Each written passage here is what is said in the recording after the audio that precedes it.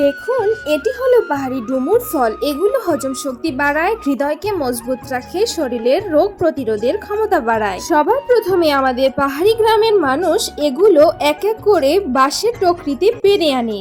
তারপর নদীতে পরিষ্কার জলে ধুয়ে নেয়, যাতে একটু ধুলোবালি না থাকে। এরপর খোসা ছাড়িয়ে বেরিয়ে আসে চকচকে লাল শাঁস। তারপর এগুলো ছোট ছোট করে টুকরো করে কেটে কাপড়ে মুড়িয়ে নেয়। এরপর জলে ভিজিয়ে রাখে, হালকা নিংড়ালে বেরিয়ে আসে রস। এই রস কয়েক ঘন্টা রেখে দেওয়া হয়। অন্যদিকে গরম জলে গুড় গলে তৈরি করা হয় মিষ্টি শরবত। কয়েক ঘন্টা পর যখন ডুমুরের ঘন পেস্ট জমে যায়, জেলি হয়ে যায়, তখন তা ছোট ছোট করে টুকরো করে কাটা হয়। তারপর এতে মেশানো হয় আম আর ড্রাগন ফল, সঙ্গে গুড়ের শরবত। ব্যাস, তৈরি হয়ে গেল এক তাজা ফলের নাস্তা।